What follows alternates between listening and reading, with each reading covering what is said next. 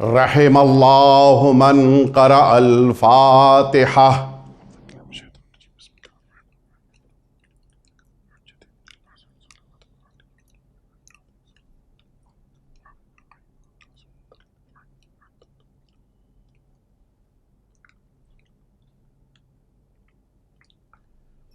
لا حول ولا قوة الا باللہ العلی العظیم۔ حسبنا اللہ ونعم الوکیل، نعم المولا ونعم النصیر۔ اعوذ باللہ من الشیطان الرجیم، بسم اللہ الرحمن الرحیم۔ الحمد للہ الذی لا یبلغ مدحتہ القائلون ولا يحصي نعماءه العادون ولا يؤدي حقه المجتهدون، ثم الصلاة والسلام والتحية والإكرام على سيد الأنبياء والمرسلين سيدنا ومولانا أبي القاسم محمد، اللهم صل صلی اللہ علیہ وعلی اہل بیتہ الاطیبین الانجبین الذین اذہب اللہ عنہم الرجس وطہرہم تطہیرا، اللہم صلی علی لا سیما الامام المبین بقیت اللہ فی الارضین واللعنة الدائمة الباقية على أعدائهم أجمعين، أما بعد فقد قال الله الحكيم في كتابه المبين وهو أصدق الصادقين وقوله الحق، بسم الله الرحمن الرحيم، إنما يريد الله لِيُذْهِبَ عَنْكُمُ الرِّجْسَ أَهْلَ الْبَيْتِ وَيُطَهِّرَكُمْ تَطْهِيرًا، اللہم صلی اللہ۔ معزز اور محترم سامعین کرام، ہم سب اس سلسلہ مجالس کی اس 8ویں مجلس میں شرکت کر رہے ہیں کہ جنہیں اہل بیت اطہار کی خوشنودی اور سرکار سید الشہداء کا پرسا صدیقہ طاہرہ صلوات اللہ وسلامہ علیہا کی بارگاہ میں پیش کرنے کے لیے ہم سب نے کوشش کی ہے، اور ان مجالس عزا میں جس موضوع کا انتخاب کیا گیا ہے وہ فضائل اہل بیت اطہار ہے۔ ہم سب جانتے ہیں کہ اللہ نے جن فضیلتوں کو اہل بیت اطہار کو عطا فرمایا ہے، ان فضیلتوں میں اہل بیت اطہار منفرد ہیں۔ کوئی ان فضیلتوں میں اہل بیت اطہار کا مقابلہ نہیں کر سکتا ہے، اور اسی لیے قرآن مجید نے متعدد موقعوں پر اہل بیت اطہار کے فضائل کا ذکر کیا ہے، کہ جن میں سے بعض کا ذکر آپ کے سامنے آیا۔ آج مجھے اگلی بات اور اگلے پہلو کی طرف آپ کو لے کر جانا ہے۔ قرآن مجید نے کچھ آیتوں میں اس بات کی طرف اشارہ فرمایا ہے کہ جو ہم سب کے لیے قابل غور ہے۔ قرآن مجید کہہ رہا ہے سورہ اسراء آیت نمبر 36 کہ وَلَا تَخْفُ مَا لَيْسَ لَكَ بِهِ عِلْمٌ ان السمع والبصر والفؤاد کل اولئک کان مسئولا۔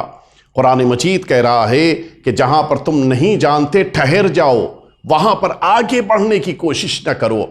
تمہارے علم کا دائرہ جہاں تک ہے بس وہیں تک تم آگے جانا، لیکن جہاں تمہارے علم کا دائرہ ختم ہو جائے پھر ٹھہر جانا، اب اس سے آگے نہیں جانا۔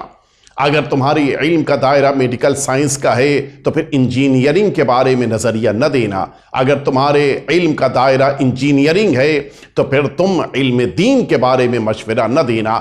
ہر شخص اپنے دائرے میں رہتے ہوئے مشورہ دے، نظریہ دے، بات کہے تو دنیا کامیابی کی طرف گامزن ہوگی۔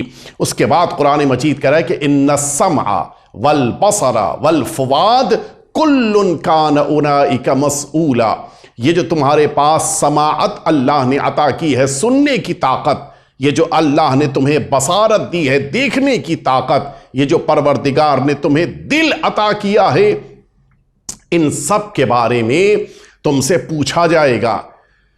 کیا سنا یہ بھی اللہ پوچھے گا، کیا دیکھا یہ بھی اللہ پوچھے گا، دل میں کیا خیالات آئے ہیں یہ بھی رب العزت کی بارگاہ میں پوچھا جائے گا۔ تو اب سوال یہ ہے کہ کیا اللہ کی بارگاہ میں بس کان، آنکھ اور دل ہی کے بارے میں پوچھا جائے گا؟ پروردگار کیا زبان کے بارے میں نہیں پوچھنے کی ضرورت ہے؟ رب العزت کیا ذہن کے بارے میں پوچھنے کی ضرورت نہیں ہے؟ پھر میں ایک اور آیت شریفہ پیش کر دوں کہ واللہ اخرجکم من بطون امہاتکم لا تعلمون شیئا، سورہ نحل آیت نمبر 78۔ قرآن مجید کہہ رہا ہے کہ تم سب کو رب العزت نے ماں کے شکم سے دنیا میں منتقل کیا ہے، لا تعلمون شیئا، کچھ بھی نہیں جانتے تھے، بالکل تم الٹریٹ تھے۔ وَجَعَلَ لَكُمُ السَّمْعَ وَالْأَبْصَارَ وَالْأَفْئِدَةَ لَعَلَّكُمْ تَشْكُرُونَ، رب العزت نے تمہارے لیے آنکھ، کان اور دل قرار دیے تاکہ تم سب شکر گزار بن جاؤ۔ خدارا کیا بس انہی کے لیے شکر ہونا چاہیے؟ یہی آیت شریفہ اگلے بھی مرحلے میں سورہ مؤمنون میں بھی پروردگار نے فرمایا کہ وَهُوَ الَّذِي أَنشَأَ لَكُمُ السَّمْعَ وَالْأَبْصَارَ وَالْأَفْئِدَةَ قَلِيلًا مَا تَشْكُرُونَ، یا وَجَعَلَ لَكُمُ السَّمْعَ وَالْأَبْصَارَ وَالْأَفْئِدَةَ قَلِيلًا مَا تَشْكُرُونَ، سورہ سجدہ آیت نمبر 9۔ هُوَ الَّذِي انشأکم وجعل لکم السمع والابصار والافئدہ قلیلا ما تشکرون، سورہ ملک۔ مسلسل 3 آیتوں میں پروردگار نے یہ بات کہی کہ شاید تم شکر گزار بن جاؤ، شاید تم لوگ اللہ کی بارگاہ میں شکر بجا لاؤ، بہت کم شکر کرنے والے ہیں۔ خدارا کیا صرف آنکھ، کان اور دل کے بارے میں شکر کی ضرورت ہے؟ ایک اور آیت شریفہ قرآن مجید کہتا ہے کہ ما جعل اللہ لرجل من قلبین فی جوفہ، ہرگز اللہ نے تمہارے پہلو میں 2 دل نہیں قرار دیے ہیں، ایک ہی دل قرار دیا ہے۔ خدارا کیا صرف دل کے ایک قرار دینے پر ذکر ہونا قرآن مجید میں ضروری تھا؟ ہمارے پاس ناک بھی تو ایک ہی ہے، ہمارے پاس پیشانی بھی تو ایک ہی ہے، ہمارے پاس دماغ بھی تو ایک ہی ہے، کیوں ان کا ذکر نہیں کیا گیا؟ دل کے بارے میں کہا کہ صرف ایک دل قرار دیا ہے، 2 دل نہیں قرار دیے۔ کوئی تو وجہ ہے، کوئی تو ریزن ہے، کوئی تو سبب ہے کہ پروردگار دل کے لیے کہہ رہا ہے کہ تم سے پوچھا جائے گا، پروردگار دل کے لیے کہہ رہا ہے کہ لینے کے بعد بندے کو شکر گزار ہونا چاہیے، پروردگار دل کے بارے میں کہہ رہا ہے کہ ہم نے ایک قرار دیا ہے۔ آخر کیا وجہ ہے؟ کیوں اتنی امپورٹنس ہے دل کی؟ جب ہم نے روایتوں کی دنیا میں تلاش کرنا شروع کیا تو پتا چلا کہ دل کو جو اہمیت انسانی وجود میں اللہ نے قرار دی ہے، اس اہمیت کے مد نظر کہ جو اہمیت ایک اور ہستی، ایک اور ذات کے لیے کائنات میں ہے۔ کیا روایت ہے؟ علل الشرائع میں روایت موجود ہے کہ ان منزلۃ القلب من الجسد بمنزلۃ الامام من الناس، جس طرح سے انسانی وجود کے اندر دل کو اللہ نے قرار دیا ہے، اسی طرح سے اس پوری کائنات میں پروردگار نے امام کو قرار دیا ہے۔ یعنی اس کے معنی کیا ہیں؟ اب بات واضح ہو گئی۔ یہ جو بار بار کہا جا رہا ہے کہ دل کو لیا ہے تو تم سے میدان محشر میں پوچھا جائے گا، یہ جو قرآن مجید کہہ رہا ہے کہ دل تمہارے پاس ہے، شکر گزار بندے بن جاؤ، یہ جو قرآن مجید کہہ رہا ہے کہ 2 دل نہیں قرار دیے، وجہ کیا ہے؟ وجہ صرف انسانوں کو متوجہ کرانے کے لیے ہے۔ تم سے میدان محشر میں امامت کے بارے میں پوچھا جائے گا، تم سے میدان محشر میں پوچھا جائے گا کہ امامت کے لیے تم نے شکر گزار تم بنے یا نہیں بنے۔ میدان محشر میں اللہ رب العزت یہ بات کہے گا کہ تم کو ہم نے ایک دل یعنی ایک اہل بیت اطہار کے امام کی محبت کا حکم دیا تھا، یہ بقیہ غیروں سے محبت کے معنی کیا ہیں؟ امام حسین بھی رضی اللہ ہیں، یزید بھی رضی اللہ ہے، یہ دونوں رضی اللہ کیسے ہو گئے؟ یہ اس بات کے معنی ہیں نہ تو تمہارے دل میں امام حسین کی محبت ہے، نہ تمہیں اہل بیت اطہار کی عظمت کا احساس ہے۔ اللہ رب العزت نے انسانی وجود میں اہل بیت اطہار کو اسی طرح سے قرار دیا ہے کہ جس طرح سے اس دل کی عظمت اور منزلت ہے، اور اسی لیے میں عرض کروں کہ یہی دل ہے کہ جس کے ذریعے سے انسان کی رہنمائی امامت کی طرف ہوتی ہے۔ اسی دل کے ذریعے سے انسان اگر چاہے تو اپنے امام وقت کی طرف متوجہ ہو سکتا ہے۔ ہشام بن حکم کے بارے میں ملتا ہے یہ وہ شخصیت ہیں جو بڑی کم سنی کے باوجود ہمارے چھٹے امام جعفر صادق علیہ السلام کی بارگاہ میں ان کو بڑی عظمت حاصل تھی۔ جس موقع کے اوپر ہشام امام کے پاس پہنچتے تھے، امام انہیں دیکھ کر بڑے خوش ہوتے تھے اور خوشی کے ساتھ فرماتے تھے کہ آؤ ہشام، آؤ میرے پاس، میرے قریب میں بیٹھ جاؤ۔ نتیجہ یہ ہوتا تھا کہ یہ سارے افراد کہ جو ہشام کی کمسنی کو اور اپنے بڑے عمر والے ہونے پر ناز کرتے تھے، ان کو بڑا برا لگتا تھا۔ ہشام اتنے کمسن، تقریباً یہ 13 14 15 سال کی عمر تھی کہ امام کے صحابی قرار پائے، اور پھر یہ واقعہ جو میں عرض کر رہا ہوں یہ تقریباً 18 19 سال کی عمر کا ہے کہ جناب ہشام نے یہ مناظرہ کیا تھا۔ امام کو اس بات ظاہر ہے کہ امام تو انسانی ضمیروں سے واقف ہیں، انسانی دلوں کی کیفیتوں سے واقف ہیں، انسانی مزاج کو جانتے ہیں۔ امام لوگوں کے ذہنوں کو دیکھتے ہیں، سمجھ جاتے ہیں، معلوم ہے کہ ان لوگوں کو یہ برا لگتا ہے کہ ہشام کو بغل میں بلا کے بٹھا رہے ہیں۔ اگر بلانا ہے کسی بڑی عمر والے کو، 80 سال 70 سال 65 سال 60 سال 50 سال، اس عمر والے کو بغل میں بٹھانا چاہیے۔ امام اس نوجوان کو اس کم سنی کے باوجود بغل میں بٹھا رہے ہیں۔ اس سے پتا چلا کہ امام جب کسی کو عزت کی نظر سے دیکھیں تو پھر اس میں کوئی نہ کوئی ایسی حکمت ضرور ہوتی ہے کہ جس کی بنا پر عزت دے رہی ہیں۔ اب مجھے جملہ مکمل کرنے لے دیجئے۔ الہی نمائندہ اگر کسی کو عزت دیتا ہے تو اس میں بھی سبب چھپا ہوتا ہے، اور اگر کسی کی عزت کو چھین لیتا ہے تو اس میں بھی کوئی نہ کوئی راز چھپا ہوتا ہے۔ اب اعتراض نہ کرنا کہ کیوں کسی کو اتنی عظمت دی کہ اپنے کاندھے پر بٹھایا، اور کسی کو اتنا ذلیل کیا کہ بزم سے اٹھا کر باہر نکال دیا۔ ایک دفعہ مل جل کے صلوات بھیج دیں آپ۔ اہل بیت اطہار کے وہاں جو بھی عمل ہے اس میں کوئی نہ کوئی راز ضرور چھپا ہوا ہے۔ اب امام کو لوگوں کو بتانا ہے کہ یہ بلا وجہ نہیں اتنی عزت مل رہی ہے ہشام کو۔ آ کے بیٹھے ہشام، مولا کرتے ہیں کہ فرماتے ہیں کہ ہشام کیا بتاؤ کہ نہیں کہ تمہارا کیا مناظرہ ہوا تھا عمرو بن عبید اللہ کے ساتھ کہ جس موقع کے اوپر تم بصرہ گئے تھے؟ ہشام کہتے مولا مجھے شرم آتی ہے آپ کے سامنے کچھ بولوں۔ یہ ادب ہے۔ بڑوں کی بزم میں زبان کھولتے وقت انسان کو احتیاط کرنی چاہیے۔ مولا مجھے شرم آتی ہے۔ مولا نے فرمایا کہ ہشام اگر میں حکم دوں تب بھی شرم آتی؟ کہا نہیں مولا، آپ کا حکم ہے تو پھر سراپا تسلیم۔ ہشام بولو ہشام کیا ہوا تھا؟ ہشام کہتے ہیں کہ مجھے خبر ملی کہ بصرے میں ایک پڑھا لکھا شخص ہے کہ جو منبر کے اوپر بیٹھ کر لوگوں کو درس دیتا ہے، بڑا پڑھا لکھا ہے، بڑا چرچا ہے، بڑی شہرت ہے، لیکن اس کے باوجود اتنا پڑھا لکھا ہونے کے بعد بھی وہ امامت کو نہیں مانتا، اہل بیت اطہار کو نہیں مانتا۔ مجھے بڑی حیرت تھی۔ میں گیا، اچھا یہ خود ہشام کوفے کے رہنے والے ہیں، شہر کوفہ ان کا وطن ہے۔ یہ کہتے ہیں کہ میں بصرہ گیا اور میں نے معلوم کیا کہ عمرو بن عبید اللہ کہاں کے اوپر درس کہتا ہے۔ پتہ چلا کہ مسجد بصرہ بڑی مسجدوں میں رہی ہے۔ یہ وہ مسجد ہے کہ جو گزشتہ زمانے سے وسیع و عریض تھی۔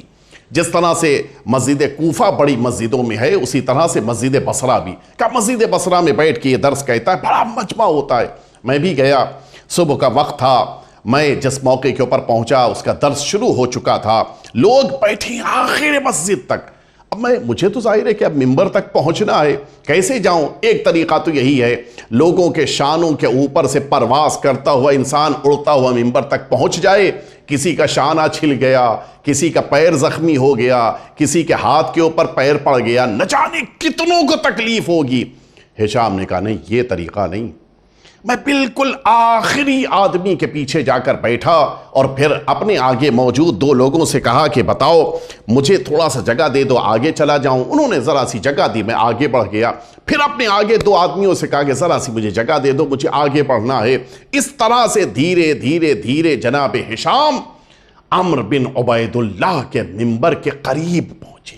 یہ ہے ادب اہل بیت۔ ممبر کے قریب پہنچے اور جیسے ہی ممبر کے پاس پہنچنے کا موقع ملا، اچانک بیچ درس میں، یہ کلاس چل رہی ہے اور کلاس کے بیچ میں کھڑے ہو کر ہشام نے کہا کہ اے شیخ مجھے تم سے کچھ سوال کرنا ہے۔ کہا پوچھو بیٹا، بسم اللہ۔ کہا دیکھیے حضور میری عمر کم ہے، میں اپنی عمر کے مطابق سوال کروں گا۔ کہا پوچھو بیٹا، کوئی مشکل نہیں، تم جو سوال پوچھو گے۔ جناب ہشام کہتے کہ الک عین، کیا تمہارے آنکھ ہے؟ ببھر گیا وہ عمرو بن عبید اللہ، تو بالکل ببھر گیا۔ کہ کیا پوچھتے ہو احمقانہ بات؟ کیا تم نہیں دیکھ رہے ہو کہ میری آنکھ موجود ہے؟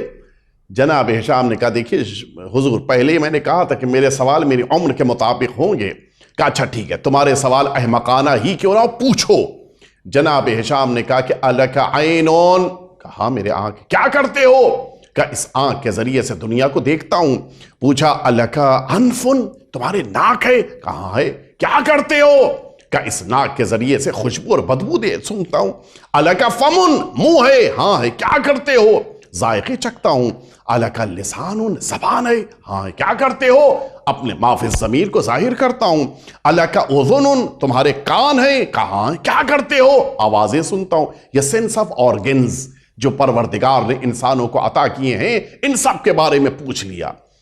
اچانک جناب ہشام نے پوچھا الک قلبون، کیا تمہارے دل ہے؟ سمجھ گیا کہ کوئی بہت گہرا سوال پوچھنے جا رہا ہے۔ کہا ہاں میرے پاس دل ہے۔ کہا دل کی کیا ضرورت ہے تم کو؟ عمرو بن عبید اللہ کہتا ہے کہ یہ جو میرے پاس خبریں کان، ناک، زبان، منہ، ہاتھ، ان سب کے ذریعے سے اندر پہنچ رہی ہیں، یہ ساری خبریں 100% صحیح نہیں ہوتی ہیں۔ ان خبروں کے درمیان کچھ صحیح ہوتی ہیں، کچھ غلط ہوتی ہیں۔ لہٰذا دل کا کام یہ ہے کہ صحیح خبروں اور غلط خبروں کے درمیان فیصلہ کر کے غلط کو ہٹا دے، صحیح کو ایکسپٹ کر لے۔ بس یہ سننا تھا کہ جناب ہشام نے آگے بڑھ کر جملہ کہا یا ابا مروان۔ یہ ابو مروان یہ خود عمرو بن عبید اللہ کی کنیت تھی۔ یا ابا مروان، ان اللہ تبارک و تعالی لم یترک جوارحکم حتی جعل لہا اماما، خدا نے تمہارے اس جسم کو، تمہاری اس باڈی کو بغیر امام کے نہیں چھوڑا۔ یصحح لہا، کہ جس کا کام یہ ہے کہ برائی اور اچھائی کے درمیان، غلط اور صحیح کے درمیان صحیح کا انتخاب کر دے۔ وَيَنْفِي مَا شَكَكْتَ فِيهِ، جو چیزیں تمہارے ذہن میں شک کی شکل میں آ جائیں ان کو تم سے دور کر دے، اور تم سب کے ذہن میں پیدا ہونے والے اختلافات کو دور کر دے۔ لیکن پروردگار نے تم سب کو تو یہ چیزیں عطا کی ہیں۔ وَيَتْرُكُ هَذَا الْخَلْقَ كُلَّهُ فِي حِيَرَتِهِمْ وَشَكِّهِمْ وَاخْتِلَافِهِمْ لَا يَقُومُ لَهُمْ امام۔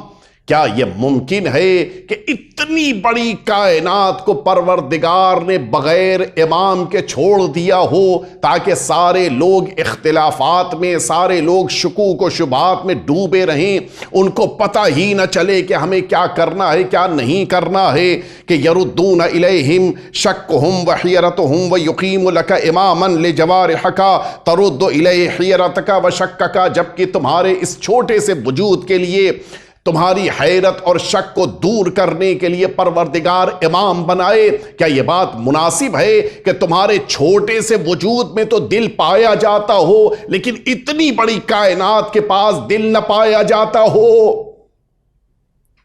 عمرو بن عبیداللہ نے اپنے سر کو جھکایا اور سر کو جھکا کر یہ کہتا ہے کہ اب میری بات سمجھ میں آئی کہ تم نے کتنی دقیق بات کہی ہے۔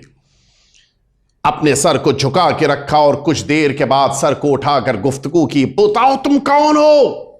کیا تم کوفے سے آئے ہو؟ کہا میں کوفے سے۔ تم ہشام ہو؟ کہا نہیں میں اس کے ساتھی ہوں۔ کہا نہیں تم ہشام ہو۔ اور پھر یہ کہہ کر عمرو بن عبیداللہ نے ہشام کو ممبر پہ بٹھایا، خود ممبر سے نیچے آ کر یہ اعلان کیا کہ جس کے پاس علم اہل بیت اطہار ہوتا ہے وہ بقیہ دنیا والے بڑے بڑوں سے زیادہ پڑھا لکھا سمجھا جاتا ہے۔ اور جب تک ہشام وہاں پر بیٹھے رہے، عمرو بن عبیداللہ زمین پہ بیٹھ کے درس لیتا رہا۔ عمرو بن عبیداللہ کو ہشام بن حکم درس دیتے رہے۔ یعنی دنیا نے دیکھا جب علم آ جاتا ہے تو پھر عمر نہیں دیکھی جاتی ہے، یہ دیکھا جاتا ہے کہ اس کے پاس علم ہے یا نہیں ہے۔ اگر علم کم ہے تو بڑی عمر والا نیچے بیٹھتا ہے اور چھوٹی عمر والا بلندیوں پہ بیٹھتا ہے۔ یہ منظر تو ہم نے وہاں بھی دیکھا ہے کہ جس موقع کے اوپر جناب جابر عمر دراز ہو چکے ہیں، بوڑھے ہو چکے ہیں، لیکن جب مدینہ طیبہ میں ہمارے پانچویں امام، مختصر سی عمر ہے، 15 16 18 20 سال کی عمر مبارک ہے، جب ممبر پہ بیٹھ کے درس دینا شروع کرتے تھے، بوڑھا صحابی نیچے بیٹھ کر اعلان کرتا تھا کہ صحابیت میں کوئی فضیلت نہیں ہے، صحابیت تب معیاری بن جاتی ہے جب اہل بیت اطہار کے سامنے خاضع ہو جائے، خشوع و خضوع اختیار کرے، بس ہمیں معیار مل گیا۔ بلندیاں چاہیے ہیں تو اہل بیت اطہار کے قدموں میں آنا ہوگا۔ ایک دفعہ مل جل کے صلوات بھیج دیں آپ۔ بات واضح ہو گئی۔ اس پورے جسم کے اندر پروردگار نے انسانوں کو دل عطا کیا ہے اور اس دل سے شباہت دی ہے امام کو۔ اب بس یہاں سے چند باتیں آپ حضرات کی میں پوری توجہ چاہوں گا تاکہ بات میری آپ کے ذہنوں تک پہنچ جائے۔ حقیقت یہی ہے کہ اگر اللہ رب العزت نے انسانی وجود میں اس طرح سے اس دل کو قرار دیا ہے کہ اس کی شباہت امام سے دی ہے، تو پھر جو ذمہ داریاں اس دل کے پاس ہیں وہ ذمہ داریاں امام کی بھی لوگ سمجھ لیں، واضح ہو جائے گی بات۔ مجلس ہو رہی ہے، آپ توجہ فرمائیں، مجلس ہو رہی ہے، ابھی مجلس ختم ہوگی، آپ سب ماشاءاللہ سے اپنے اپنے گھروں میں بیٹھ کر اس مجلس اعظم میں شرکت کر رہے ہیں اور اپنے اپنے انداز سے، اپنے اپنے طریقے سے اپنے تاثرات کو بیان بھی کر رہے ہیں۔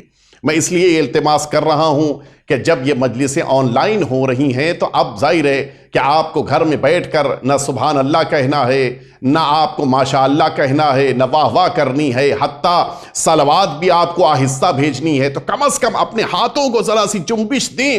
یہ جو آپ کو کمنٹس باکس کا اختیار ملا ہے، اس میں کم از کم اپنے تاثرات ہی کو لکھ کے بھیج دیں، پتہ تو چلے کہ آپ مجلس کی طرف متوجہ ہیں اور اس ذکر اہل بیت اطہار پر آپ کے اندر فرحت محسوس ہو رہی ہے، آپ کو خوشی محسوس ہو رہی ہے۔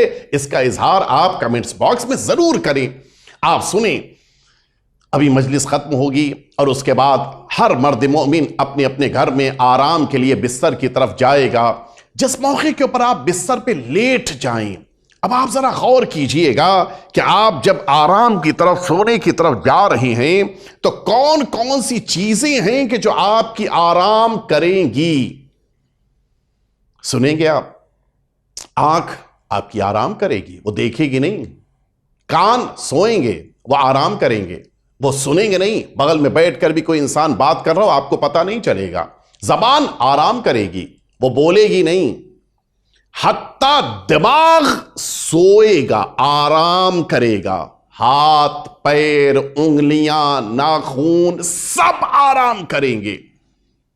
لیکن ایک ہے کہ جو آپ کے سونے کے باوجود جاگ رہا ہوگا اور اسی کے جاگنے کی بنا پر سونے والے بھی زندہ سمجھے جائیں گے، اور اگر وہ سو جائے تو پھر بقیہ سب زندہ ہوتے ہوئے بھی مردہ سمجھے جائیں گے۔ کیوں؟ کہا اس لیے کہ زندگی اس دل میں ہے، اس سینے میں دھڑکنے والے قلب کی بنا پر ہے۔ نہ وہ سوتا ہے نہ وہ آرام کرتا ہے، بلکہ اسی طرح سے دھڑکتا رہتا ہے، اسی طرح سے اس کی حرکت باقی رہتی ہے، اسی طرح سے وہ سرکولیشن آف بلڈ کا کام کرتا رہتا ہے۔ کیوں؟ کہا دل کو پروردگار نے کبھی سونے کے لیے اجازت نہیں دی ہے۔ اب آپ سمجھے، اس کائنات میں بھی رب العزت نے امامت کو قرار دیا ہے۔ دنیا آرام کرتی ہے، لیکن امامت اس عظیم منصب کا نام ہے کہ جو لا سنۃ ولا نوم، نہ تو اس کو نیند آتی ہے پروردگار کو اور نہ ہی وہ آرام کرتا ہے۔ اسی طرح سے یہ اس کا نمائندہ بھی ہے۔ کائنات سو سکتی ہے لیکن امامت کبھی سو نہیں سکتی ہے۔ اب آپ سمجھے ہماری زندگیاں کیوں باقی ہیں؟ اس لیے کہ امام وقت جو قلب کائنات کی طرح سے ہیں، وہ ہمارے محافظ ہیں، نگہبان ہیں۔ ایک دفعہ مل جل کے صلوات بھیج دیں آپ حضرات۔ آپ نے دیکھا ہوگا، میں اگر ایک آیت شریفہ میں نے شروع میں آپ کی خدمت میں عرض کی تھی، میں تھوڑا سا اس کی طرف واپس آنا چاہوں گا تاکہ بات آپ کے ذہنوں تک پہنچ جائے۔ ما جعل اللہ لرجل من قلبین فی جوفہ، مرد کے پہلو میں پروردگار نے دو دل نہیں قرار دیے ہیں۔ دو دل کا مطلب مرد کے پہلو میں کیا ہوا؟ یعنی اس کے معنی ہے کہ خواتین اس سے الگ ہیں؟ کہا نہیں، خواتین بھی اس میں شامل ہیں، لیکن پروردگار نے تو لرجل فرمایا ہے۔ یہی وہ آیہ شریفہ ہے کہ جس کی بنا پر لبنان کا ایک عیسائی ڈاکٹر مسلمان ہو گیا، اسی آیت کی بنا۔ کیوں؟ اس نے کہا کہ میں نے سوچنا شروع کیا کہ واقعیت یہ ہے کہ مرد ہی کی طرح عورت کے سینے میں بھی ایک دل ہے، لیکن پروردگار نے کیوں کہا کہ مرد کے سینے میں دو دل نہیں رکھے ہیں؟ کہا اس کی ایک وجہ میری سمجھ میں آئی، اور بس میں نے اسلام کو اور قرآن کو قبول کر لیا کہ یہ بات سوائے پروردگار کے کوئی بیان نہیں کر سکتا ہے، سوائے خالق کائنات کے کوئی بیان نہیں کر سکتا ہے۔ اور اس سے یہ بات سمجھ میں آئی کہ یہ قرآن مجید اللہ کی کتاب ہے۔ کہتا ہے کہ میں نے سوچنا شروع کیا، انسانی وجود میں جب مرد کی بات آتی ہے، جب بچہ ہے تب بھی اس کے سینے میں ایک دل ہے، جوان ہوا تب بھی ایک دل ہے، بوڑھا ہو گیا تب بھی ایک دل ہے، حتیٰ قبر میں اتر گیا تب بھی ایک دل ہے۔ لیکن یہ خاتون ہے، جب دنیا میں آئی تو اس کے سینے میں ایک دل دھڑک رہا تھا، جب اس نے بچپنے کے مرحلے میں قدم رکھا تو ایک دل تھا، نوجوانی کے مرحلے میں قدم رکھا تو ایک دل تھا، حتیٰ ضعیف العمر ہو گئی تو ایک دل تھا، قبر میں چلی گئی تو ایک ہی دل ہے۔ لیکن زندگی میں ایک مرحلہ ایسا آتا ہے کہ جب اس کے وجود میں ایک ننھا سا بچہ زندگی حاصل کرتا ہے۔ اب جب اس بچے کے دھڑکنے اور بچے کی زندگی کو معلوم کرنا ہوگا تو اس کے سینے کے لیے نہیں بلکہ اس کے پیٹ کے اوپر آلہ رکھ کے یہ تحقیق کی جاتی ہے کہ بچے کا دل دھڑک رہا ہے یا نہیں دھڑک رہا ہے۔ اب یہ اس خاتون کا پورا وجود ہے کہ جہاں ایک وقت میں دو دل دھڑک رہے ہیں۔ کہتا ہے کہ اسی سے مجھے پتا چل گیا کہ یہ قول پروردگار کا ہے، اس لیے کہ دنیا میں کوئی اس بات کو نہیں کہہ سکتا سوائے پروردگار کے کہ میں نے مرد کے اندر دو دل نہیں رکھی ہیں۔ اب آپ متوجہ ہوئے، ایک بچہ جب ماں کے شکم میں آتا ہے تو اس کا دل دھڑکنا شروع کرتا ہے اور اسی سے پتا چلتا ہے کہ وہ بچہ زندہ ہے، ورنہ سانس تو وہ دنیا میں آ کے لیتا ہے۔ سانس لینا شکم میں اس کا کام نہیں ہے، یہ دنیا میں آ کر سانس لیتا ہے۔ اور اسی طرح سے آغاز کب ہوتا ہے؟ دل کی دھڑکن سے۔ یہ بچہ اپنی زندگی کے مراحل کو طے کرتا ہوا اب آخری مرحلے میں قدم رکھ رہا ہے۔ انسان بوڑھا ہو کر دنیا سے جا رہا ہے، کہا اس کی آنکھ بند ہو گئی، اس کے ہاتھ پیر نے کام کرنا چھوڑ دیا، اس کی زبان نے بولنا چھوڑ دیا، اس کے ذہن نے کام کرنا، سب کچھ بند ہے، لیکن اس کے باوجود یہ زندہ ہے۔ کیوں؟ کہا اس لیے کہ دل دھڑک رہا ہے۔ جس دن دل بھی دھڑکنا چھوڑ دیتا ہے پھر یہ بچہ مردہ سمجھا جاتا ہے، پھر یہ انسان دنیا سے چلا جاتا ہے۔ پتہ یہ چلا کہ انسانی زندگی میں سب سے زیادہ جس نے کام کیا ہے، انسانی زندگی میں سب سے زیادہ جس نے زحمت اٹھائی ہے وہ یہ دل ہے۔ سب سے پہلے دھڑکنا شروع ہوا، سب سے آخر میں اس نے کام چھوڑا ہے۔ اب سمجھ میں آیا وہ جو زیارت جامعہ میں ہم پڑھتے ہیں، اے اہل بیت اطہار بکم فتح اللہ و بکم یختم، اے اہل بیت اطہار یہ کائنات آپ کی ذریعے سے شروع ہوئی ہے اور آپ ہی اہل بیت اطہار پر مکمل ہوگی۔ یہ زیارت جامعہ میں اختتام اور ابتدا کا اعلان نہیں ہو رہا ہے بلکہ اعلان ہو رہا ہے یہ اہل بیت اطہار ہیں کہ جو قلب کائنات ہیں، سب سے پہلے انہوں نے دھڑکنا شروع کیا ہے، سب سے آخر تک انہیں دھڑکنا ہے۔ مل جل کے صلوات بھیج دیں آپ حضرات۔ یہ ہے اس کائنات میں قلب اہل بیت اطہار، قلب کائنات اہل بیت اطہار کو قرار دیا گیا ہے۔ میں عرض کروں، آپ کسی بھی میڈیکل سائنس کے پریکٹیشنر کے پاس چلے جائیے اور آپ اس سے لاکھ التماس کیجئے، 1000 10,000 لاکھ 2 لاکھ کی بات نہیں، آپ کروڑوں روپے بھی اس کے ہاتھ پہ رکھ دیجئے اور اس سے کہیے کہ بھائی دیکھو، مجھے یہ معلوم کرنا ہے کہ میرے سینے میں دل ہے یا نہیں ہے۔ ایک کام کرو کہ میرے سینے کو چاک کرو، ذرا دل کو نکال کے مجھے دکھا دو۔ اس کا کیا جواب ہوگا؟ دیکھیں بھئی، یہ بیجا ضد نہ کیجئے، ورنہ آپ اس لائق ہی نہ ہوں گے کہ اپنے دل کو دیکھ سکیں۔ بھائی مجھے معلوم کرنا ہے کہ دل ہے یا نہیں ہے۔ اس کا کیا جواب ہوگا؟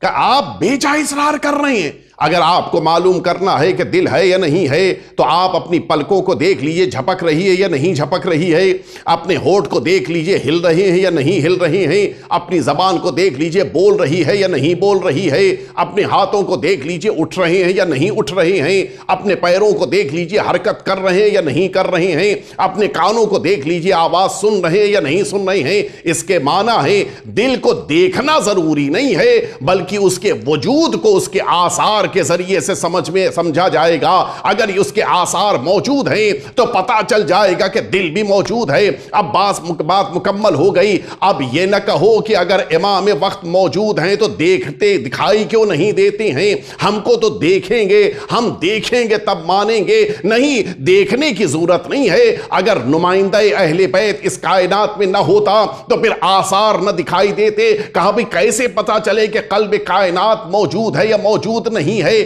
کیسے پتا چلے کہ امام وقت موجود ہے یا موجود نہیں ہے؟ کہا آؤ تمہیں ہم دکھائے دیتے ہیں، صبح میں سورج نکل رہا ہے یا نہیں نکل رہا ہے، شام میں سورج ڈوب رہا ہے یا نہیں ڈوب رہا ہے، رات میں چاند دکھائی دے رہا ہے یا نہیں دکھائی دے رہا ہے، سارے سیارے چل رہے ہیں یا نہیں چل رہے ہیں، زمین پہ انسان اٹھ بیٹھ رہا ہے یا نہیں اٹھ بیٹھ رہا ہے، درخت اپنی جگہ سے بلند ہو رہے ہیں یا نہیں بلند ہو رہے ہیں، سمندروں میں پانی بہ رہا ہے یا نہیں بہ رہا ہے، کشتیاں چل رہی ہیں یا نہیں چل رہی ہیں۔ کہا ان سارے آثار کو دیکھتے جاؤ، خود بخود تمہیں پتا چل جائے گا کہ قلب کائنات امام موجود ہے۔ ایک دفعہ مل جل کے صلوات بھیج دیں آپ۔ یہ قلب کائنات ہیں، ان کی بنا پر اس کائنات میں یہ سارے امور انجام پا رہے ہیں۔ آپ نے کبھی غور کیا ہے، اگر آپ کسی ہاسپٹل کے پاس سے گزر رہے ہوں اور اچانک آپ یہ دیکھیں کہ ایک مرد مومن ہے جو ہاسپٹل کی سیڑھیوں سے اتر رہا ہے اور اس کے چلنے کا انداز بتا رہا ہے کہ بڑا کمزور ہو گیا ہے، خیریت کیا ہو گیا؟ آپ پہلا سوال یہی تو ہوگا نا، کیا ہو گیا؟ کہ وہ کیا بتائیں، ایک اللہ کی چھوٹی سی مخلوق نے مجھے اس آئی سی یو میں پہنچا دیا تھا، پلیٹلیٹس گھٹ کے مجھے 30-20 تک آ گئی تھیں۔ کیا ہو گیا تھا؟ اتنی کم 20,000 ہو گئی تھیں۔ کس نے آپ کو تک نقصان پہنچایا تھا؟ کوئی ہاتھی واتی سائز کا ہونا چاہیے جو ماشاءاللہ سے 60 70 80 کلو کے آپ کے وجود کو نقصان پہنچایا۔ کہا رہے آپ ہاتھی کی بات کر رہے ہیں؟ جس نے مجھے آئی سی یو میں پہنچایا اور میں زندگی کی آخری سانسیں گننے لگ گیا تھا، وہ کوئی بہت بڑا وجود نہیں تھا، ایک ننھا سا وجود مچھر تھا۔ اور فرمایا انسان بڑی طاقت والا خود کو سمجھتا ہے، لیکن جب اللہ رب العزت اس کو امتحان میں گرفتار کرے تو پھر بڑا نہیں، چھوٹا سا ننھا سا وجود بھی اس کو مشکلات میں ڈال دیتا ہے۔ اچھا اب آپ ڈسچارج ہو گئے؟ کہاں ڈسچارج ہو گیا، الحمدللہ اللہ نے مجھے صحت دی، اب میں واپس جا رہا ہوں۔ آپ کیا کہیں گے؟ دیکھیں بھائی، آپ کے چلنے کے انداز سے، پیروں سے پتا چل رہا ہے کہ آپ کے پیروں میں توانائی کم ہو گئی ہے، طاقت کم ہو گئی ہے۔ اب آپ ایک کام کیجئے، گھر جا رہے ہیں، ذرا سا کچھ تقویت والی غذائیں کھائیے گا، ذرا سا آپ کوئی سیرپ استعمال کیجئے گا، کوئی آپ ملٹی وٹامن کی گولی استعمال کیجئے گا۔ اچھا، آپ کا مشورہ اچھا ہے، میں ضرور عمل کروں گا، لیکن میں ایک بات آپ سے پوچھنا چاہ رہا ہوں، آپ نے تو اس مؤمن کو مشورہ دیا کہ آپ ملٹی وٹامن گولیاں استعمال کیجئے گا۔ ملٹی وٹامن گولیاں تو منہ سے کھائی جائیں گی، گلے سے گزریں گی، پیٹ تک پہنچیں گی، یہ پیر کہاں سے بیچ میں آ گیا؟ کمزوری تو پیروں میں تھی، پھر آپ کو تو کہنا چاہیے تھا کہ ملٹی وٹامن پیر کو کھلائیے، سیرپ پیر کو پلا دیجئے، لیکن آپ تو کہہ رہے ہیں کہ منہ سے کھا لیجئے۔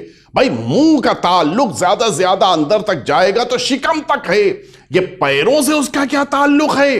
آنکھیں کمزور ہیں، دوا منہ سے کھائی جا رہی ہے، کان اونچے سن رہے ہیں، دوا منہ سے کھائی جا رہی ہے، انگلیوں میں درد ہے، دوا منہ سے کھا کے پیٹ تک پہنچائی، آخر یہ کیا ہوا؟ آپ جانتے ہیں کہ انسانی وجود میں یہ پیٹ بیچارہ سب سے زیادہ کمزور ہے۔ ایک بچہ آپ کے سینے پہ بیٹھا ہے، اچانک سرکتا ہوا پیٹ پہ آ گیا، آپ گھبرا کے اس کو اتار دیں، نہیں نہیں بیٹا بس پیٹ پہ نہ چڑھنا۔ کیوں؟ ارے بھائی ساری طاقت کی چیزیں تو اسی کے پاس آ رہی تھیں، ساری دوائیں، ساری غذائیں، سب کچھ اس کے پاس، لیکن یہ بیچارہ اتنا کمزور۔ کا اس کی ایک وجہ ہے، وجہ یہ ہے کہ یہ پیٹ اپنے پاس لیتا تو سب کچھ ہے لیکن رکھتا نہیں ہے، یہ ساری چیزوں کو بانٹ دیتا ہے۔ اچھا پیٹ سب کو بانٹ دیتا ہے؟ کہاں پیٹ بانٹتا ہے؟ کیا پیٹ جاتا ہے سب کو دینے کے لیے؟ گھٹنے کی جو ضرورت ہے وہ دینے کے لیے پیٹ جائے گا، کوہنی کو جو ضرورت ہے پیٹ وہاں پہنچے گا، دماغ کو جو چاہیے پیٹ کا نہیں، کچھ بھی پیٹ وہاں نہیں جاتا ہے، پیٹ تو اپنی جگہ پہ رکا رہتا ہے، تو پھر یہ ساری چیزیں وہاں تک کیسے پہنچتی ہیں؟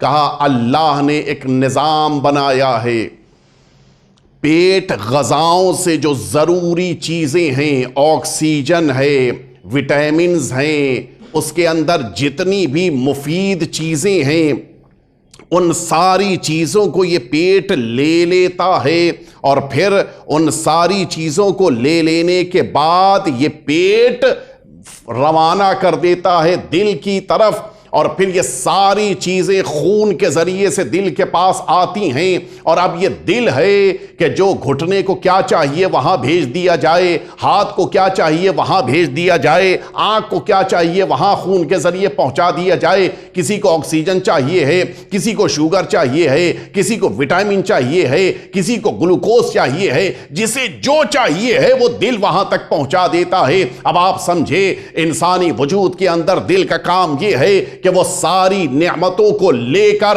جو جتنا مستحق ہے، جتنا ضرورت مند ہے اس تک پہنچا دیا جائے، یعنی دل انسانی وجود کے اندر واسطہ فیض ہوتا ہے۔ بس پتہ چل گیا انسانی وجود کے اندر جو کام دل کا ہے وہی اس کائنات کے اندر قلب کائنات امام کا بھی اور اہل بیت اطہار کا بھی کام ہے۔ نعمتیں اللہ کی بارگاہ سے آئیں گی، اور جب انسانوں کے درمیان تقسیم کرنا ہوگا تو یہی اہل بیت اطہار تقسیم کریں گے۔ بکم ينزل الغیث وبکم یمسک السماء ان تقع علی الارض الا باذنہ، یہ جو آپ زیارت جامعہ میں پڑھتے ہیں یہی تو معنی ہے کہ ساری نعمتیں آپ کے ذریعے سے آ رہی ہیں۔ پانی کو نازل کرنا ہو تو آپ کے ذریعے سے پانی نازل ہوتا ہے، کسی کو عزت چاہیے تو آپ سے لینا ہوگا، کسی کو شرافت چاہیے تو آپ سے لینا ہوگا، کسی کو کرامت چاہیے تو آپ کی بارگاہ میں آنا ہوگا، کسی کو علم چاہیے تو آپ سے لینا ہوگا، کسی کو عبادت چاہیے ہے تو آپ سے سیکھنا ہوگا۔ اب آپ سمجھے اس کائنات میں قلب کائنات امام اور اہل بیت اطہار کو اللہ نے اسی لیے قرار دیا ہے تاکہ اللہ کی نعمتوں کو لینا ہو تو ان کی بارگاہ میں آؤ، یہ اللہ سے لیتے ہیں بندوں میں تقسیم کر دیتے ہیں۔ ایک دفعہ مل جل کے صلوات بھیج دیں آپ۔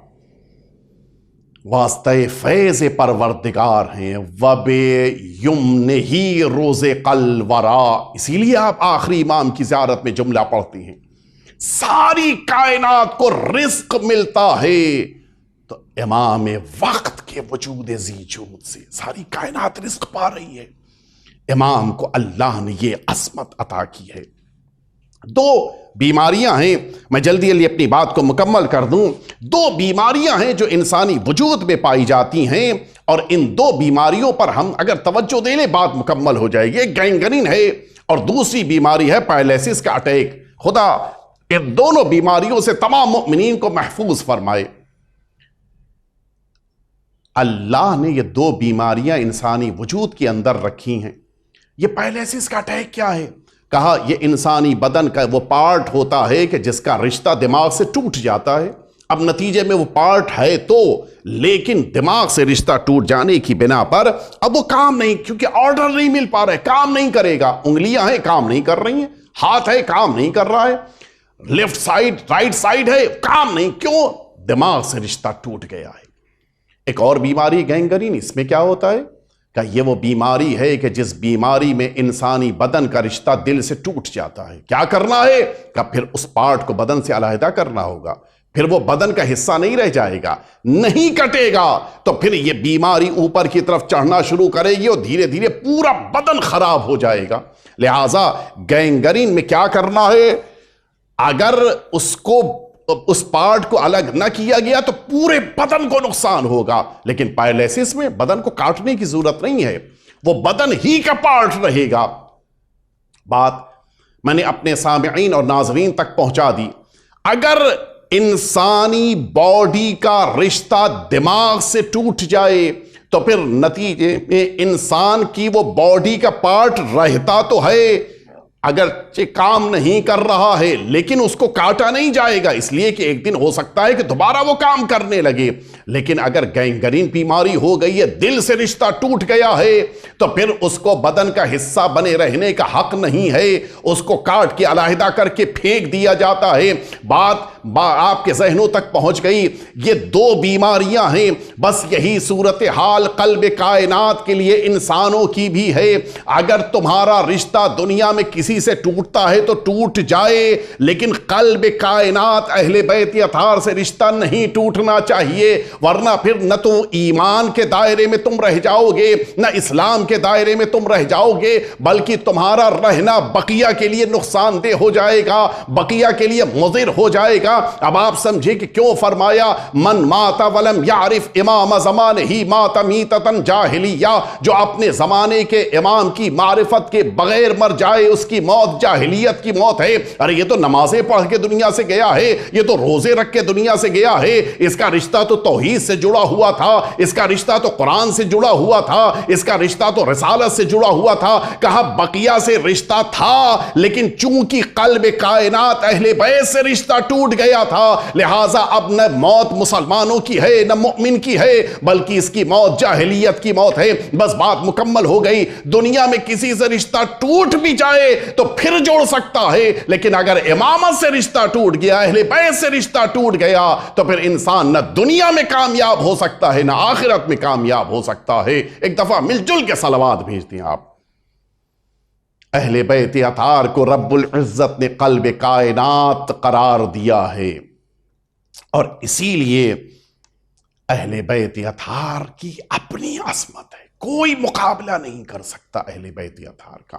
آپ کسی بھی ہاسپٹل میں آپریشن کرانے کے لیے پہنچے، آپریشن سے پہلے آپ کے ہارٹ کی کیفیت کو ضرور دیکھا جاتا ہے، دل ٹھیک ہے یا نہیں ہے۔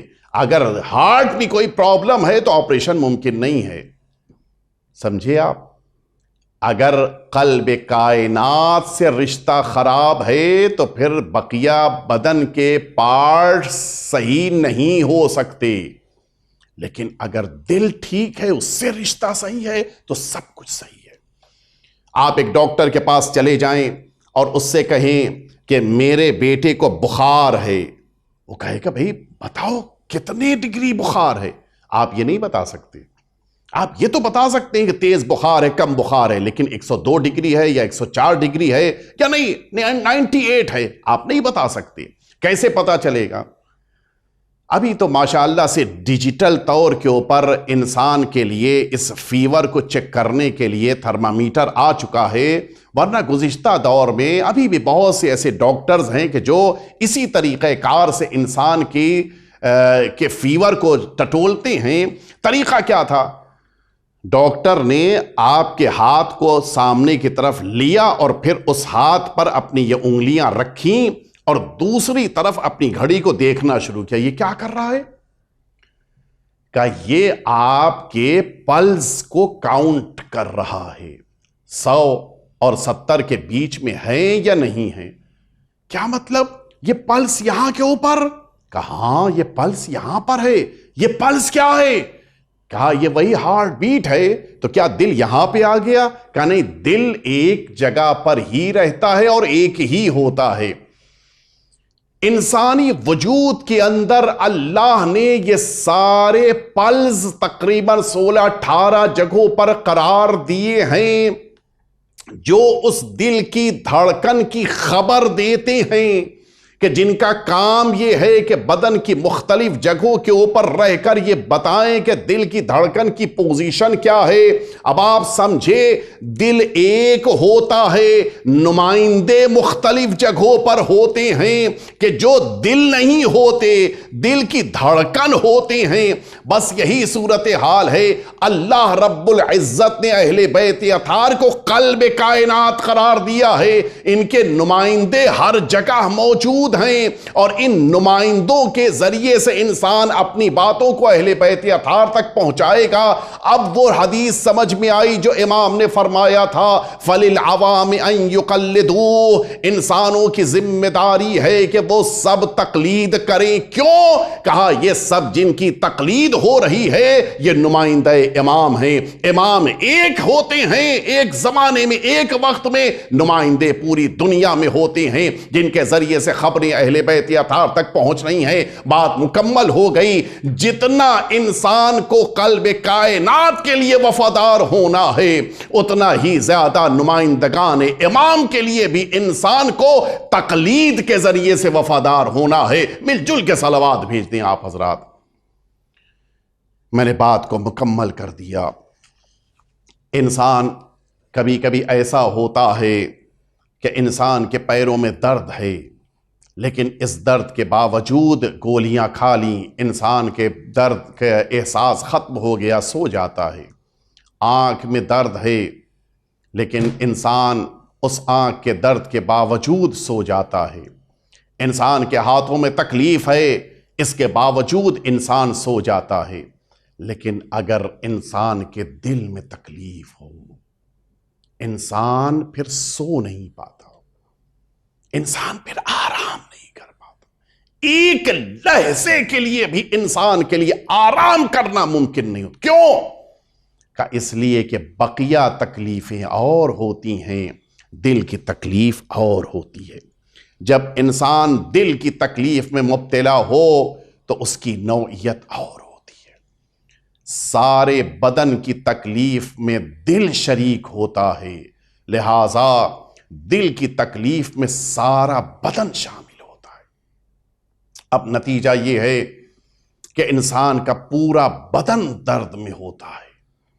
یہی صورتحال ہوتی ہے جس موقع کے اوپر قلب کائنات درد میں ہو، قلب کائنات مشکلات میں ہو، قلب کائنات مصائب و آلام میں ہو، تو پھر پورے انسانی وجود کو بے چینی ہوتی ہے، پھر انسان کو سکون نہیں ملتا ہے۔ کیا وجہ ہے کہ محرم کا مہینہ آتا ہے تو دل خود بخود رونے لگتا ہے؟ کیا وجہ ہے کہ عاشور کا دن آتا ہے تو پھر انسان کی آنکھیں اشک بار ہوتی ہیں؟ وجہ یہی ہے، وہ دن عاشور کا کہ جس دن قلب کائنات امام مصائب و آلام میں ہے۔ کیسے انسان غذا استعمال کرے جب قلب کائنات مشکلات میں ہوں؟ کیسے انسان صبر کرے جب قلب کائنات آزمائشوں میں ہوں؟ اور پھر انسان کا کلیجہ منہ کو آ جاتا ہے جب امام حسین کے دست مبارک کے اوپر ایک 6 ماہ کا بچہ دکھائی دیتا ہے، اور امام حسین یہ آواز دے رہے ہوتے ہیں کہ اگر تمہاری نظر میں خطا کار ہوں تو اس چھوٹے سے بچے نے کیا قصور کیا ہے؟ آؤ آ کر اس بچے کو پانی پلا دو، اس کی ماں کا دودھ خشک ہو چکا ہے۔ اور اس کے بعد امام حسین کا جملہ یہ ہے کہ اما ترونہ کیف یتلظی، کیا تم نہیں دیکھ رہے ہو کہ یہ بچہ کیسے تڑپ رہا ہے؟ آپ سنیں گے تلظی لفظ کب استعمال کیا جاتا ہے؟ جب پانی کو اس پانی سے مچھلی کو نکال لیا جائے اور یہ مچھلی زمین کے اوپر قرار دی جائے، پانی سے دور ہونے کی بنا پہ یہ مچھلی تڑپتی ہے اور تڑپ کے فضاؤں کی طرف بلند ہوتی ہے، پھر زمین پہ آ کے گر جاتی ہے۔ یہ تو پہلی کیفیت ہوتی ہے، اور پھر جب اس کی طاقت گھٹنے لگتی ہے تو اب یہ اچھلنا چھوڑ دیتی ہے، زمین پہ لیٹے لیٹے یہ بے چین ہو کے تڑپ رہی ہوتی ہے، اور پھر جب اور اس کی طاقت گھٹ جائے تو اب یہ دوسرے مرحلے سے تیسرے مرحلے میں داخل ہوتی ہے۔ اس موقع کے اوپر نہ تو یہ اچھل سکتی ہے، نہ یہ زمین پہ تڑپ سکتی ہے، بلکہ اب اس کا پورا بدن ساکت ہو چکا ہوتا ہے، بس یہ اپنے منہ کو کبھی کھول رہی ہوتی ہے، کبھی اپنے منہ کو بند کر رہی ہوتی ہے۔ اسی کو تلزہ کہا جاتا ہے۔ اب آپ سمجھے کہ امام حسین کیا کہنا چاہ رہے ہیں؟ اے فوج اشقیا، آؤ آ کر دیکھو میرے ہاتھوں پہ جو ننھا سا بچہ ہے وہ اتنا پیاسا ہے کہ کبھی اپنے منہ کو کھول رہا ہے، کبھی اپنے منہ کو بند کر رہا ہے۔ ہاں، امام حسین کے لیے بڑا سخت تھا۔ ننھا سا بچہ امام حسین کے ہاتھوں پہ ہے، اچانک فضاؤں میں سنسناتا ہوا تیر چلا اور یہ ننھا سا بچہ امام حسین کے ہاتھوں کے اوپر منقلب ہو گیا۔ فانقلب الصبی علی یدی الامام، ننھا سا بچہ امام حسین کا یہ شہید ہو چکا ہے۔ امام حسین ننھے سے بچے کو لے کے آئے اور لا کر امام حسین نے اپنے ہاتھوں سے قبر کھو دی۔ ذوالفقار مٹی کو ہٹا رہی ہے اور گریہ کر رہی ہے۔ حسین، علی کا لاڈلا حسین، میدان کربلا میں آزمائشوں کے دور میں اس امتحان کے مرحلے میں ہے۔ امام حسین نے ننھے سے بچے کو سپرد لحد کیا۔ امام حسین نے تو بچے کو زمین میں چھپا دیا تھا، لیکن سنو گے عزاداروں، عصر عاشور کے ہنگام میں جس موقع کے اوپر خیمے جل چکے تھے، بیبیاں خیمے سے میدان کربلا میں آ چکی تھیں، اچانک جناب فضہ نے آ کر کہا، اے شہزادی زینب، قیامت ہو گئی ہے۔ میدان کربلا میں جب سروں کو شمار کیا گیا ہے، سارے سر موجود ہیں، لیکن ایک چھوٹا سا سر نہیں مل رہا ہے۔ اس ننھے سے علی اصغر کے سر کو تلاش کرنے کے لیے نیزہ برداروں کو گھوڑوں پہ بٹھایا گیا ہے۔ وہ سارے میدان کربلا میں زمین میں اپنے نیزوں کو چبھو رہے ہیں تاکہ شاید کہیں زمین نرم مل جائے اور ننھی سی قبر مل جائے اور اس بچے کی میت مل جائے۔ ماں نے یہ جملہ سنا، دوڑتی ہوئی آئی، بلندی کے اوپر آ کے کھڑی ہو کے ماں نے خیمے کی طرف رخ کیا۔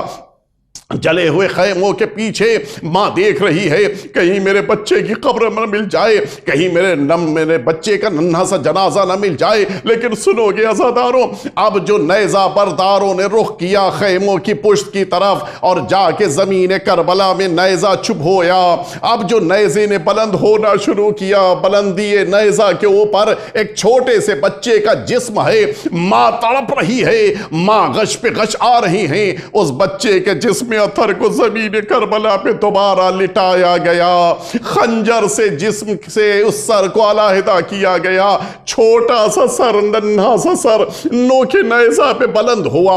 ماں دیکھ رہی تھی، اور جب یہ سفر آگے بڑھا ہے، کوفے کی طرف سفر رواں دواں ہے، ماں کی نظریں دیکھ رہی ہیں، اے بیٹا اصغر، تمہاری لاش کو تمہارے بابا نے سپرد لحد کیا تھا، لیکن دشمنوں کو وہ بھی گوارا نہ ہوا۔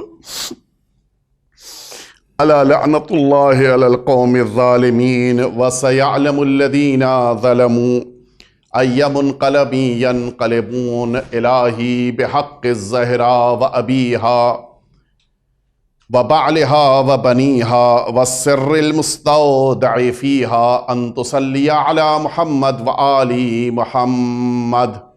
پروردگار، ہم سب کے آقا اور مولا سرکار ولی عصر کے ظہور پر نور میں تعجیل فرما، ہم سب کو حضرت کے خدمت گزاروں میں غلاموں میں شمار فرما۔ پروردگار، ہم سب کو امام حسین کی عزاداروں میں شمار فرما، ہم سب سے ہماری عبادت، ہماری عزاداری کو قبول فرما۔ پروردگار، جن مؤمنین نے اس مجلس عزا کو منعقد کیا ہے ان سب کی توفیقات میں اضافہ فرما۔ ربنا تقبل منا انک انت السمیع العلیم۔ التماس ہے کہ ایک دفعہ سورہ حمد اور 3 دفعہ سورہ توحید کی تلاوت فرما کے ان سوروں کا اور اس مجلس کا ثواب ایصال فرما دے مرحوم سید احسن امام ابن وحید حسین، مرحومہ کنیز کبرا بنت صفدر حسین، مرحوم سید عزادار حسین ابن سید غلام سبطین رضوی، مرحومہ سیدہ کنیز امینہ بنت اقبال حسین رضوی اور ان کے خاندان کے تمام مرحومین کو ایصال فرما دیں۔ ماتم حسین